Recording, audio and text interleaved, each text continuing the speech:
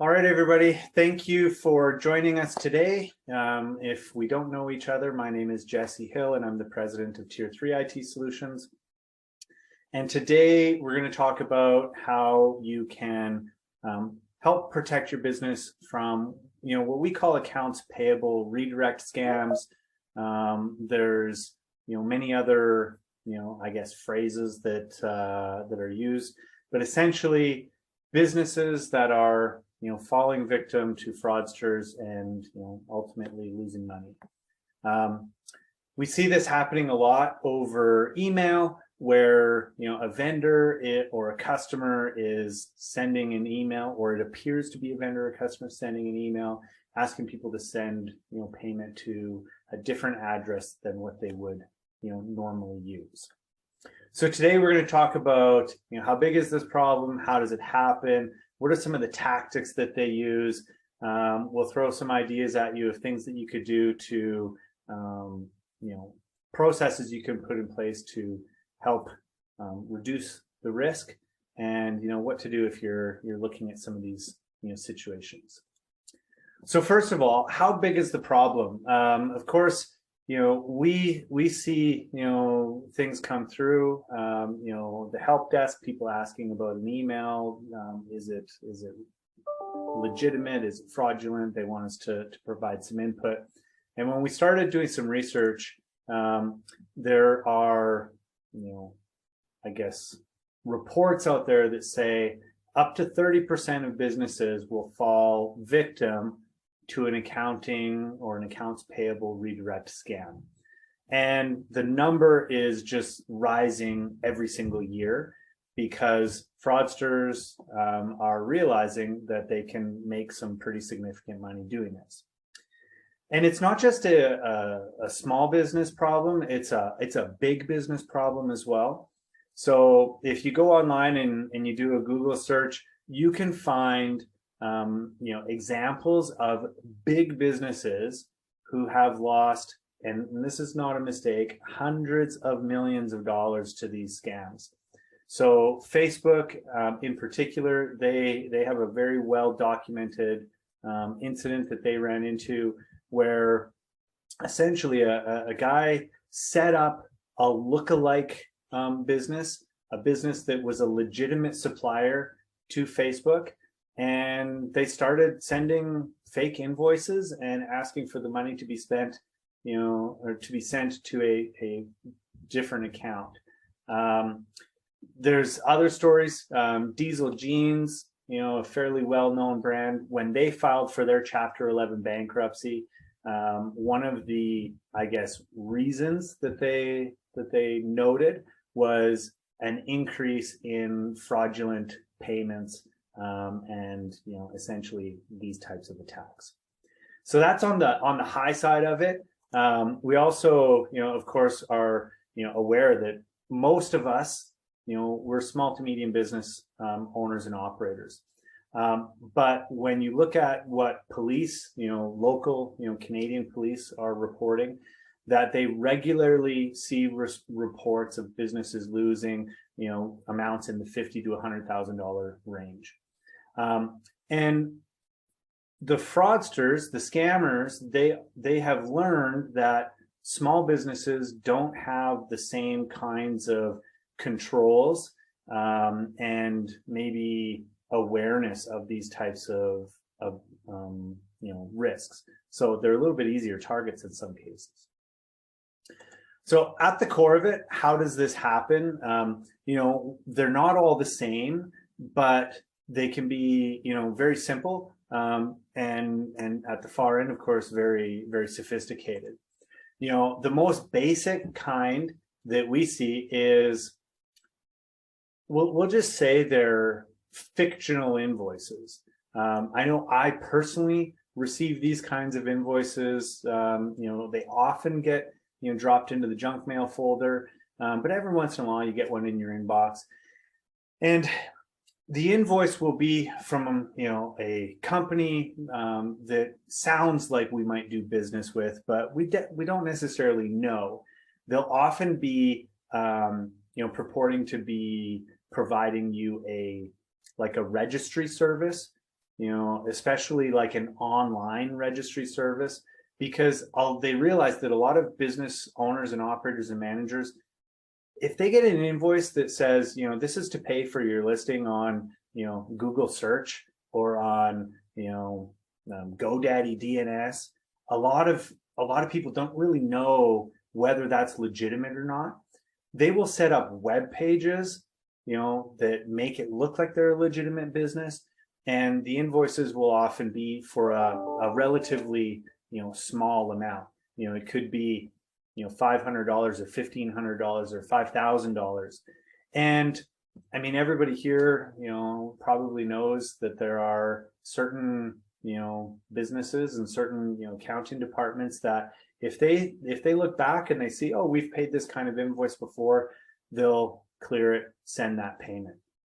So that's a very simple, kind of one. It's very much a mass market kind of attack or scam. You're not focusing on a specific, business. The next level up is when they get to be a little bit more targeted, where you'll see that these fraudsters will actually do a lot of research. And we'll talk about a couple real world examples after, but just think about how much of your company information can be distilled from your online presence. The scammers will look at your web page. They'll look at projects that you've worked on. They will hop onto your LinkedIn. They'll see who is in certain roles within the company. They'll look at what have you commented on, who are you connected with, and they can put together a profile for a specific business. Once they've gathered that information, they'll use it to develop a highly personalized email, potentially attaching a fraudulent invoice, and they'll again often register lookalike domains. So an example that we saw with one attack a while back was the legitimate company name had an I in the domain. The scammer had registered a lookalike domain that instead of the I, it had an L. So at first glance, you may not notice the difference between a lowercase l and a lowercase I. And if you get the signature right, you can really make it look legitimate and make it more believable. The other thing that they're going to do is they're going to try to, I guess, provide information that lends legitimacy to the request. It's harder to do in this because in this type of scam, we're assuming that they still, are on the outside, just doing their best to look legitimate. The next level up, the most sophisticated, is when they actually take control of a supplier or an email account, and they'll do this a number of different ways. Sometimes it's through a compromised password. Sometimes it's by a phishing attack that then gets them access to that account. They may live in that account and be watching it, or they might set up a forwarding rule where the emails, everything that comes in and out of that account is being redirected to an account that they control. Now, the thing that they're able to do when they have this level of access is they're able to appear as if they are the legitimate contact, but they're also able to take their information gathering to another level because they can see the email history. They might have supporting examples of invoices and those types of things as well. So a couple of real world examples that we've I guess seen or helped our clients navigate their way through. The first one was a fairly significant business. They probably 200-300 staff.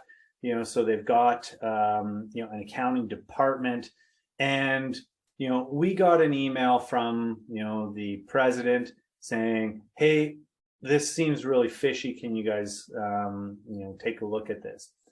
And what he had included was he included an email thread, and the email thread started off that the accounts payable clerk received an email from the president. Now, it was at month end, she was pretty busy, and the email basically said, hey, are you able to send me this accounts payable, ledger with the contacts for all of our clients?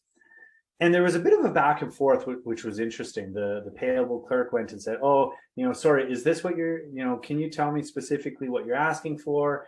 The scammer asked for the same thing again.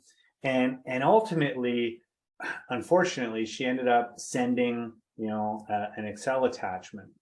Now, in this particular case, it wasn't a direct attack against this business. What the scammers had done was they had managed to extract information from, a supplier. And now in that email, they had the amounts owing from those customers, and they had the contact information for the payable reps at those businesses. And so this is an example of the scammers, looking to build legitimacy for their attack, not against this particular, vendor, but against their clients. So then the expectation in our minds is that they're going to send an email, to each of those businesses, and they're going to be able to be very specific, where they will say, hey, we're wondering if you're planning on paying, this invoice in this amount, and if so, please send your payment, to this account instead of, the old one. Another example that we ran into, actually I kind of alluded to it a little bit earlier, was a business. Their customer had an attack on them. So we're dealing with client A. They're not a client, and there's an attacker. And what the attacker had done was, similar to what we just described, they'd sent an email to the customer pretending to be the vendor. They had changed out that I and put an L in place instead. And they asked the customer if they would, change their banking information and route their future payments to a different account. The really challenging thing with this is that the vendor isn't involved in this interaction at all. However, the customer followed through, sent the payments to the unauthorized account, and the customer actually, felt that they were the victim in this whole thing. And it created a bit of a rift between vendor and customer. And, it's really unfortunate because they weren't involved in it at all, but they ended up having to get some lawyers involved, and it kind of really muddied the waters. So in both of these situations, what we would recommend is that they have very clear conversations with their customers. And we'll talk a little bit about that on our recommendations.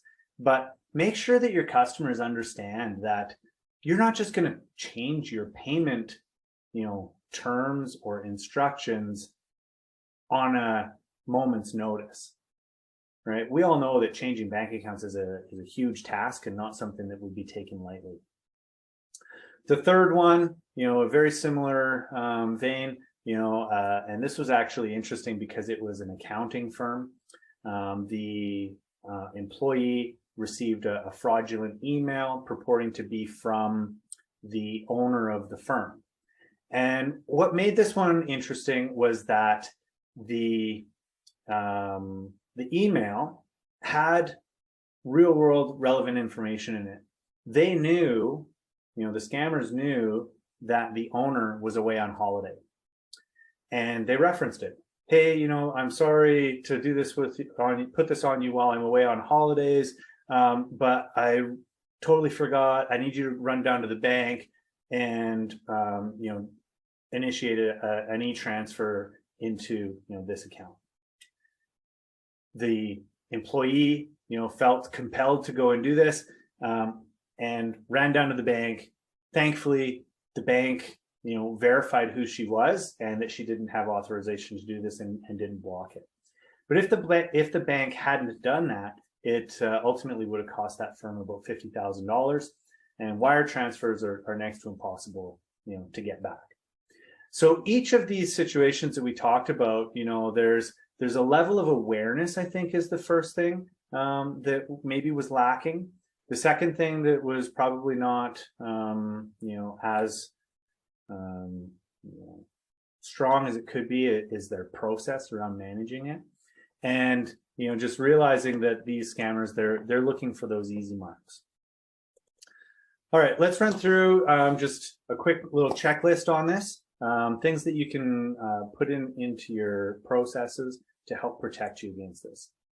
So the first one, verifying that all payment detail updates through more than one medium, meaning by email, by telephone, by mail, with the primary contact. So any of your relationships that you have where you send an invoice, you receive payment, you should have a primary contact that you have a good relationship with, and there should be a person on each end who recognizes that in order to make changes, they need to talk to each other, they need to review and approve it. The other thing that we have on here is and approval/review. What we mean by this is if one of our vendors sent us a request to change our payment method or their banking information, that should be reviewed by a second person within our business before we make that change, right? There's always someone else will look at it from a different lens and be a little bit more cautious. We want to be wary of invoices or payment requests that seem unusually urgent or pushy. I think most of us, we've come to build relationships with our partners. We know what it looks like when they're sending a request, and if there's something that's out of the ordinary, take a step back. Really pay attention to the tone and the grammar. That first example that I gave, where the president received or the accounts payable clerk received the email from the president. I mean, truthfully, if you looked at it, the phrasing that was in the email just wasn't natural, for how that person communicates. And so again, it might not have been a red flag, but it should have been a yellow flag, something they thought about. Number 4 here, be careful about how you publicize your relationships with suppliers and customers. And this one is tricky because as businesses, we want the public to realize that we are trustworthy, that we have a great team, that we've got all of these accolades, that we have strong relationships with our customers.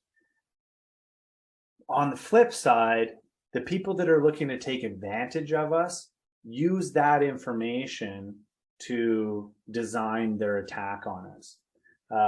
If anybody on this call remembers when MacEwan University, they fell victim to one of these scams to the tune of about $12 million. They got about 10.5 back, after a whole bunch of time.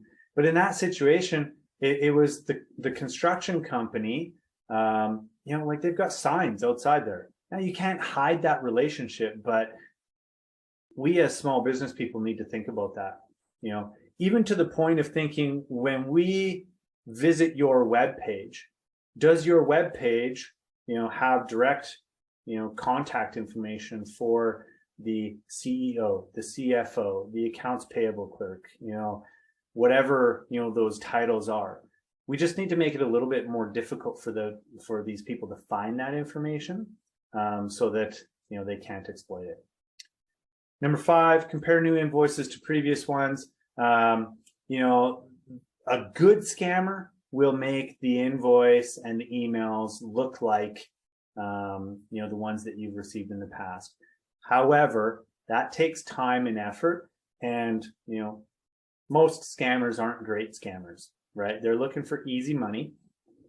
Those invoices, again, you know, if we look at the tone and the grammar and the accuracy, they're probably not going to match up. Have a single point of contact at your supplier, you know, your customer that you discuss invoices with. And, you know, this goes back to point number one. When we say to verify, you know, changes, I really should have stated that you want to verify them through approved channels, meaning if I get an invoice from, you know, someone that I suspect is fraudulent, I'm not calling the phone number that's on the signature in the email, right? Because again, you know, a good scammer will have changed that, and they'll be ready to answer the phone and, you know, tell you that everything's okay. So we want to have, you know, some type of control, a database that we're using, even just visiting their web page, making sure that the person that we're talking to, we know for sure it's the person that we're intended to be talking to. You know, I mean, we're all used to doing video conversations now. Have a Teams or a Zoom meeting. Make sure you can see that person. Just do what you can to make it, you know, convenient, yes, but also secure.